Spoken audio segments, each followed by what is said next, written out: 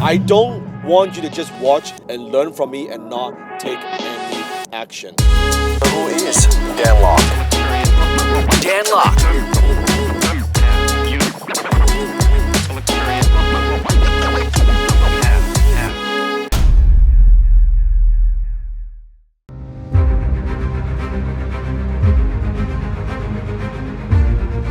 Highly successful entrepreneurs, once they get to retirement, they retire, they drop dead.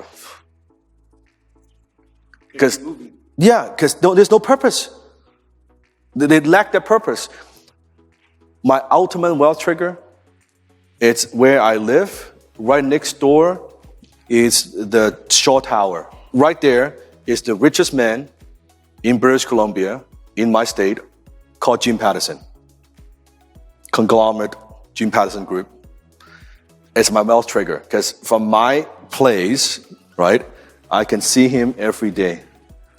It's like so inspirational. I'm not stalking him or anything, okay? I'm not saying that. Although I do have some pictures of him working. Anyway, I do. I always say, hey Jenny, he's working again. Look at that. He's reading a newspaper. Right? I find it so inspirational. Here's what's very inspirational. He's 90 years old. Multi-billionaire, 90 years old. Here's what's inspirational. He gets the light, his office, corner office, the light turns on 6 a.m. 6 a.m. 6 a.m., he finishes usually around 6 p.m. I know, I'm not stalking, somehow I just know the pattern. Anyway, okay? Not stalking at all, okay? I do not have a thing, no, not at all, okay? So 6 a.m., 6 p.m., 90 years old, 6 days a week. He's the first to go to the office before any of the executives. Executives, 7, 6:30, he's there 6 a.m. Because he's light, you can see him working right there. And then he finishes. Sunday, because I know he goes to church, he doesn't work. Saturday, he's in the office. I see him all the time. Not stalking, oh yeah, absolutely. No. But that is a huge, inspiration, wealth trigger to me. 90 years old, still active, love what he does, goes to work. Think about when you are 90 years old, 6 a.m. in the morning, 12 hours a day, 6 days a week. He could do anything he wants. The richest man in my province, British Columbia. You can search him, Jamie Pattison. I love that. That kicks my ass, right? And that would be my, I think it would be my prediction for you. That when you get there, you want to keep doing. You're not gonna, because you get bored.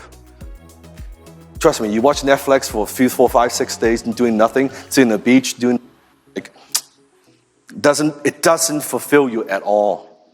You feel it's so boring. It is very, very boring. All those things are only good when it's micro, right? Yeah, go on that vacation, go there to Mexico, little getaway, that's cool. Yeah, you're sitting on the sun in Mexico looking at the beach for 30 days. My God, right? My goodness. I think it's one of the most wonderful ironies in life. You can't find happiness trying to be happy. Because it's kind of there. We don't create abundance, we create limitations. And you'll realize when you get there, happiness is actually a very low level of emotions. Happiness is what people search for, it's kind of here. What you want is actually meaning. Happiness is here. We need to get here first. Meaning. That's what you want to get to. When you have all that access and all those things, this is taken care of, you're having fun, but you need this. Because we want to know that we mean something, right? I know it sounds so cliche that, I wanted the world to be a better place. But it is that cliche. And I think that's how we are wired. When we did the $1 billion exercise, you think about almost all of us. After you take care of all the crazy things, you say, but majority, I'm gonna use it for good. Yeah.